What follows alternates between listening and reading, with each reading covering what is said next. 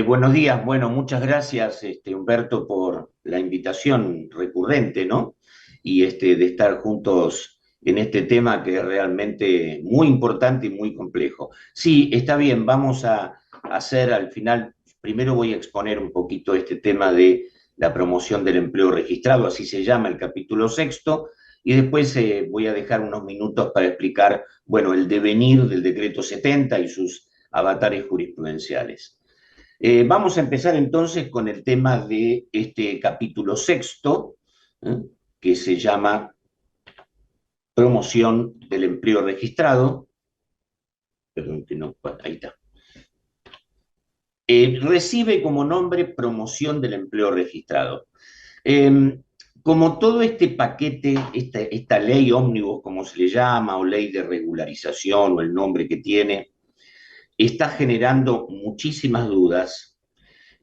Nosotros queremos empezar por las preguntas, para ver si en el marco de lo que significa la explicación posterior del régimen y algunas otras cuestiones que agregamos, podemos encontrar una respuesta. La primera ¿es correcto el nombre que se le ha puesto a este capítulo, promoción del empleo registrado? Más allá de interpretar su corrección o no, no es usual.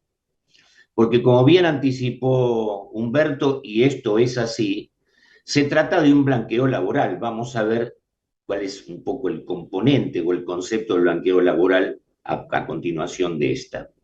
En general, en los últimos años, o bastantes años, se le llamaron regímenes de promoción de empleo a la promoción para registrar trabajadores que no hubieran estado en el mercado o que hubieran estado libres para poder ser ingresados. Y fundamentalmente a partir de este mecanismo de reducción de contribuciones patronales. Así que en realidad no es un típico régimen de promoción del empleo registrado, por lo menos en la usanza de lo que significa la normativa argentina. Es más bien lo segundo, es un blanqueo laboral. Ahora, la pregunta obligada ¿es necesaria esta medida de blanqueo laboral? Y yo diría por dos cuestiones básicamente sí. Primero porque el último antecedente que hubo de blanqueo laboral fue la ley 26476 del año 2008, 24 de diciembre de 2008, que actuó fundamentalmente el 2009 y que venía enancada también en blanqueo de tipo tributario, impositivo, de bienes, por así llamarle. En general, es bastante habitual y es recomendable que los blanqueos que tienen que ver con capitales, rentas, bienes, estén acompañados por un blanqueo laboral, porque hay una simbiosis en esto. Y es muy posible que todo lo que tenga que ver con la mecánica de la evasión nazca a partir del empleo no registrado. Entonces, es bastante importante que dos medidas de esa naturaleza vayan acompasadas. ¿Y es necesario, de otro punto de vista, un blanqueo laboral? Bueno, sí, es muy necesario. ¿Por qué? Y porque sabemos perfectamente que persiste a través del tiempo estas cifras importantísimas de empleo no registrado, que están siempre brillando entre el 42 y el 45%, por lo menos desde el punto de vista estadístico. Quiere decir que hay una cantidad enorme de personas fuera del registro. ¿Y esto qué provoca? Bueno, provoca situaciones presentes, obviamente desabastecimiento de los sistemas de seguridad social, o sea, recaudación pura. No solamente en esto, como decía, de aportes y contribuciones, porque obviamente también genera la necesidad por parte del empleador que no registra de evadir otro tipo de impuestos para pagar sueldos. Entonces hay un vínculo y hay un deterioro y hay una situación muy importante. Y aparte de falta de recaudación, desprotección absoluta para el trabajador. Porque piensen que aquel que no está registrado no tiene seguro de salud, no tiene seguro de accidentes, o sea, no tiene régimen de riesgo del trabajo, no tiene posibilidad de formar su fondo de jubilaciones y pensiones, con lo cual, en realidad, hay un deterioro y esto genera además mayor gasto en el Estado. Cuando, por ejemplo, lo que está pasando, y esto lo vemos muy habitualmente, hubo que generar moratorias de carácter jubilatorio para ingresar a personas que no estuvieron en el registro. Y esto está generando un gasto estatal importantísimo y hasta complejo para su financiamiento. Quiere decir, es necesario, por supuesto, que tiene que ir acompañado de otras cosas, como es la tercera pregunta. ¿Es necesaria una reformulación de las leyes laborales? Ya vemos nosotros que este DNU 70 tiene una reformulación de las leyes laborales, no están aquí en este proyecto de ley, pero es importantísimo, porque ningún blanqueo tiene la posibilidad de tener éxito si después no es acompañado por medidas posteriores de una situación de consenso y de flexibilización de las normas laborales. Así que tienen que ir juntas, necesariamente tienen que ir juntas una medida de blanqueo y una medida de reformulación de las leyes laborales, fundamentalmente con consenso. Y bueno, la cuarta pregunta, ¿qué se puede esperar de este régimen de regularización? Depende mucho de lo que significa digamos, el decreto reglamentario, la reglamentación, las reglamentaciones posteriores. ¿Y por qué? Porque el esquema es un esquema, como vamos a ver, muy simple, muy acotado, que se puede interpretar una cantidad de cosas, pero aparte el proyecto de este capítulo sexto deja mucho librado la reglamentación. Entonces, se puede esperar una adhesión y va a tener que ser en función de los parámetros reglamentarios y lo que después pueda traerse a partir de esta importante combinación entre normas de blanqueo y normas posteriores en materia de digamos, reformulación de leyes laborales. Así que estas son las primeras preguntas que queremos contestar y que tratamos de contestar. Y ahora vamos a ver el régimen. Vamos a ver cómo es el contenido. Es bastante parecido, reitero, a aquel que se dio en el año 2008-2009, ya muchos años, Ley 26476. ¿Qué incluye? Le llamamos ámbito de aplicación. ¿Qué incluye? Bueno, regularizar relaciones vigentes del sector privado iniciadas con anterioridad a la promulgación. Este proyecto de ley, como también lo es el de moratoria en muchos casos, moratoria impositiva, maneja dos conceptos o tres conceptos. En un caso, fecha de promulgación, que no tiene que ver con la fecha de vigencia. La promulgación es anterior a la fecha de vigencia establecida a partir de su publicación. Entonces, es relaciones vigentes, vigentes quiere decir que están establecidas, la relación está, lo que falta es el registro, lo que falta es la regularización. Entonces, con anterioridad a la fecha de promulgación de la ley. ¿Qué puede comprender, como habitualmente comprende? Relaciones laborales no registradas, lo que llamamos empleo en negro comúnmente, pero también deficientemente registradas. A partir, por ejemplo, de una fecha incorrecta en el ingreso, una registración posterior, o a partir también del elemento remunerativo, una remuneración menor a la realmente percibida. Y esto también tiene que ver con lo que significa, bueno, deficientemente registrado. Entonces nos preguntamos, y otra pregunta acá, ¿incluye diferencias o omisiones de relaciones debidamente registradas? Quiere decir, la relación está registrada, pero hay algún defecto en la registración. Por ejemplo, como decíamos, menores bases remunerativas.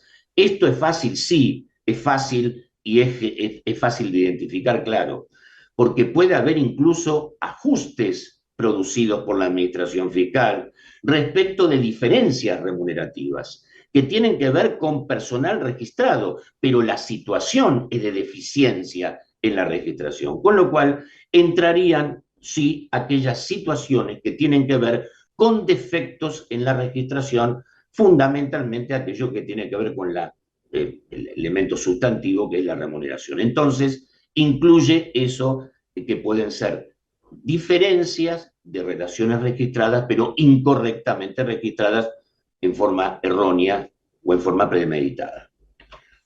Y decimos, ¿qué no entra entonces? Bueno, muy claramente no puede entrar nada que tenga que ver con diferencia en las contribuciones patronales del personal registrado, obviamente.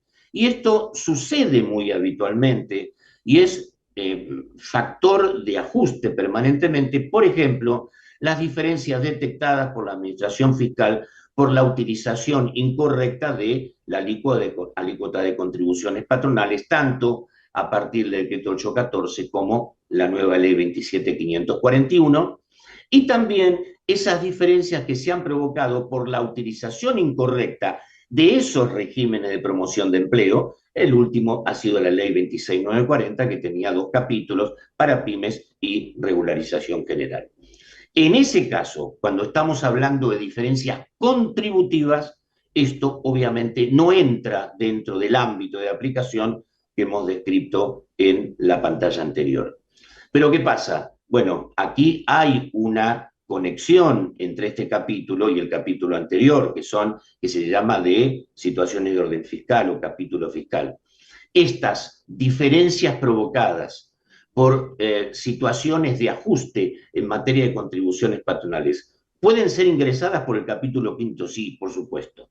Pueden ser ingresadas por el régimen de regularización del capítulo quinto, que obviamente ya ha sido explicado o será explicado abundantemente en los próximos tiempos.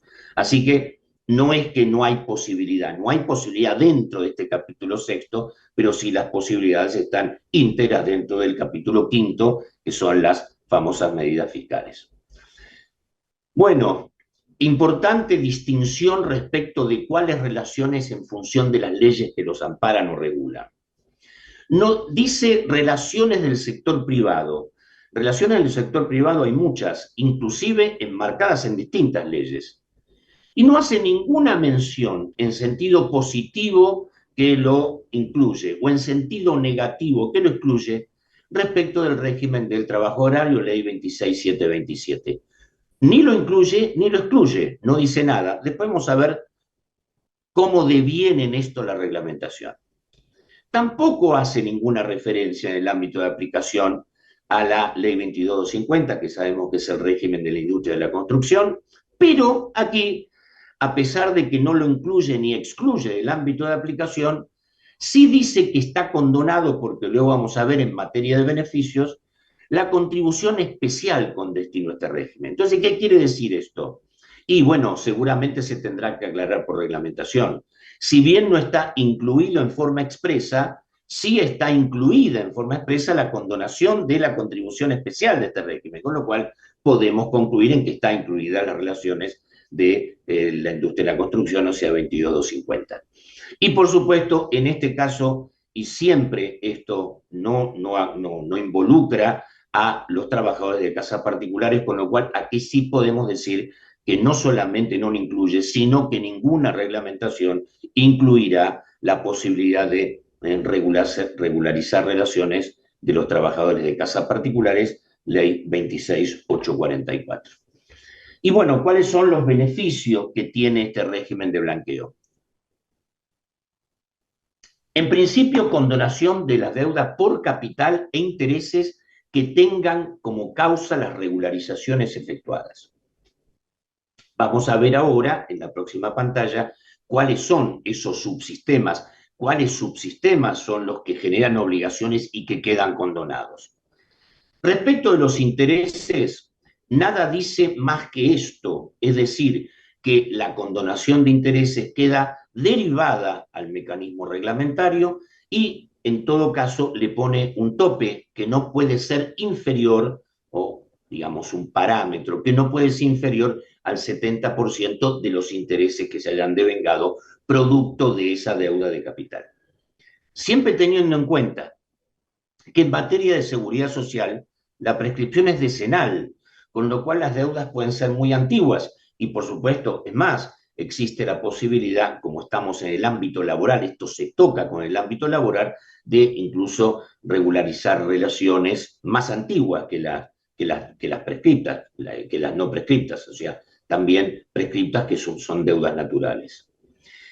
Extinción de la acción penal, tanto ley 27430, el último régimen, como 24769. En este caso, la misma ley lo que hace es, en uno de sus últimos artículos de este capítulo, expresa que, bueno, si no hay acción penal para ser extinguida, bueno, también le genera la situación de que no se determinará o no se instará la acción penal en la medida en que se regularicen relaciones que estaban al margen del registro. Entonces tenemos las dos puntas: extinción de la acción penal por un lado y no promoción de la acción penal a partir de la regularización voluntaria de estas relaciones. Y también condona sanciones. Leyes 11683, que queda en la 11683 el mecanismo sancionatorio de deficiencia en la registración, artículo 40, inciso G, y algunas otras cuestiones de orden formal. 17250, que es la ley sancionatoria en materia de seguridad social, con una cantidad de conductas de infracciones de carácter formal y sustancial. Ley 22161 tiene que ver con el régimen de asignaciones familiares por la falta de manutención de los elementos documentales que dan el derecho a la percepción de las asignaciones familiares. 24557, y acá vamos a ver, en cuanto veamos el tema de las obligaciones sustantivas, cómo hay una contradicción, porque condona la sanción en el artículo 22 de la 24557, que es el régimen de riesgo del trabajo, que tiene que ver con las sanciones. Pero vamos a ver después que no integra la condonación del capital. Así que acá hay una contradicción. Y 25212, que es régimen federal del trabajo, que tiene un régimen de sanciones muy duro, hasta inclusive una sanción que es, digamos, por la falta de colaboración con las actas la actividad inspectiva. Firmes o no, esto es habitual en materia de blanqueo, de condonación de sanciones, que se encuentren incumplidas o en pago, y aquí hay una diferencia, por eso lo señalé: vigentes o incumplidas o impagas a la fecha de entrada de vigencia de la ley. No quiere decir, hay una diferencia con la promulgación. Entonces aquí la condonación es a la fecha de entrada de vigencia de la ley. Incluye el REPSAL, y aquí tenemos otra contradicción. Se da de baja la inscripción en el REPSAL, que es el régimen de sanciones de infracciones laborales y de seguridad social, en la medida de la regularización de las situaciones relacionales que dieron lugar a la inscripción en el REPSAL, y dice, y pague la multa. Bueno, acá hay una contradicción, porque las multas están siendo condonadas por la misma ley, y dice que para salir del REPSAL hay que pagar la multa, con lo cual hay una parte de las multas que no están condonadas. Esto es una tremenda contradicción, y seguramente incluso desalienta la posibilidad de ingreso, con lo cual también tendrá que ser aclarado convenientemente por la reglamentación. Bueno, ¿cuáles son las obligaciones que no se incluyen? Bueno, como siempre, se incluyen casi todos los sistemas del subsistema de seguridad social: sistema integrado, ley 19.032, ley, todo lo que tiene que ver con asignaciones familiares, pero como siempre, se excluye a las obras sociales. Pero sí está incluida la posibilidad del fondo solidario, lo que era el Exansal. Así que ahí tenemos que los ingresos o las obligaciones a las obras sociales no están condonadas, con lo cual es un tema muy complejo, porque en la medida que regularicen, muchas veces las obras sociales, a pesar de que no invirtieron en la salud, salen reclamando esos aportes y contribuciones a las obras sociales. Régimen de riesgo del trabajo, le decíamos que no están incluidas, pero está condonada las multas, con lo cual también hay una contradicción. Contribuciones adicionales de la 25191, que es el régimen del trabajo agrario, obligaciones de casas particulares, que ya vimos que no lo integran, y fundamentalmente no hay condonación de obligaciones sindicales y convencionales, con lo cual puede haber acá un reclamo de los sindicatos en función de las obligaciones sindicales o de carácter convencional, con lo cual también tenemos ahí una situación compleja. Tampoco incluye ninguna obligación que se recaude con la CUS, como por ejemplo el seguro de vida obligatorio. Y bueno, sin perjuicio, y aquí ponemos un poco un manto, sin perjuicio de las situaciones y obligaciones no incluidas, se prevé que la reglamentación puede incorporar otros regímenes laborales o de seguridad social. ¿Qué quiere decir? Y bueno, quiere decir que puede entrar el régimen del trabajo agrario a partir del mecanismo reglamentario. Bueno, la regularización se va a hacer en 90 días, contados a partir de la entrada en vigencia de la ley. La AFIP podrá establecer regímenes de pago de hasta 5 años, y podrán incluirse deudas que se encuentren obviamente controvertidas en sede administrativa, judicial, con allanamiento de pretensiones y renunciando a los derechos, incluidos lo de repetición. Así que esto es un poco lo que pasó con el régimen. Y nos dedicamos, los 2 minutos que faltan, a explicar un poco qué ha pasado con el DNU 70. El DNU 70 ha tenido dos fallos fundamentalmente, hay un tercero ahora de un tribunal de primera instancia de feria laboral, dos fallos de feria laboral, en donde concedió tanto a la CGT como al Centro de Trabajadores, a la Central de Trabajadores, a la CTA, medidas cautelares respecto de exclusivamente el capítulo que tiene que ver con la regulación de situaciones de orden laboral. Y por supuesto, también hay un fallo muy importante que ha sido apelado del juez de juzgado administrativo contencioso administrativo federal de Feria, donde lo que hizo desarmó el amparo colectivo que estaba promovido por el observatorio. Esto ha sido apelado, con lo cual tenemos una situación todavía, digamos, de mucha inestabilidad. Ahora, la gran pregunta es, ¿qué sucede con estos dos fallos de la Cámara del Trabajo que han concedido una medida cautelar de suspensión de los efectos? Y acá hay una discusión muy grande. O bien tiene estos efectos para todos los trabajadores que están enrolados o todas las asociaciones que están enroladas en la CGT y en la CTA, con lo cual es, como decimos en el derecho, erga omnes para todos, o tiene efecto exclusivamente para las autoridades o para las, digamos, organizaciones que han concedido la medida cautelar. Y entonces, esto quiere decir que cada trabajador tendría que hacer una acción para lograr la misma reducción. Bueno, nosotros entendemos que sí. No hay en el sistema nacional y federal ninguna situación que sea abarcativa de toda la posibilidad de ser aplicada a todas las personas. Así que todavía tenemos bastante para transitar y se está produciendo una cantidad de novedades jurisprudenciales. Bueno, más o menos con esto hemos terminado nuestra exposición también. Muchas gracias por la convocatoria. Gracias. Bueno,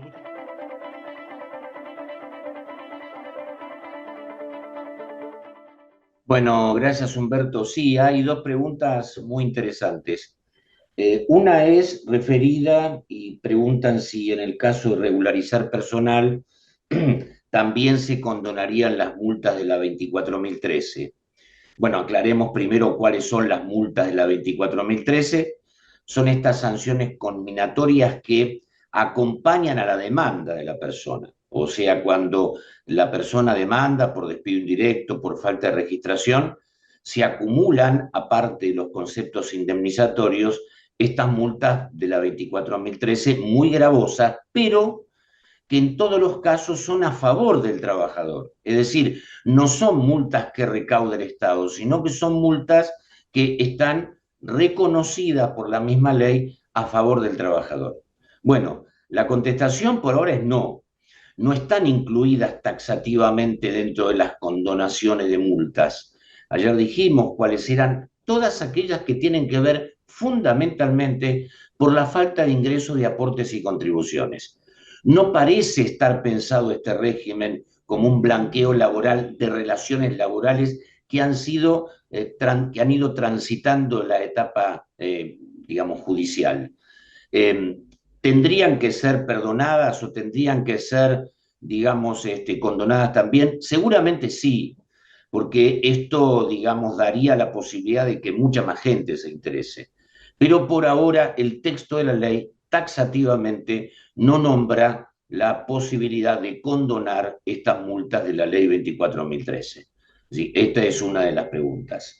La segunda, también muy interesante, tiene que ver con si las personas que han sido regularizadas, o sea, los trabajadores, podrán computar todos los años regularizados como años de prestación de servicios a los efectos de la jubilación. Y la respuesta es no, porque precisamente uno de los defectos de estos regímenes, incluso pasó en los anteriores, es que solamente se pueden tomar hasta 60 meses de los regularizados, o sea, 5 años. Esto es una limitación muy importante, porque muchas personas, precisamente que están siendo regularizadas, esos años, que son 10, la posibilidad para tomar la base a los efectos del haber jubilatorio, precisamente están limitados a la mitad. Entonces, este es uno de los grandes valladares para la adhesión masiva de la gente. Los blanqueos no se pueden tomar todos los años regularizados, sino solamente 60, o sea, 5 años, 60 meses, 5 años para hacerlo. Bueno, muchas gracias. Estas son las dos preguntas. Que estén todos muy bien. Muchas gracias.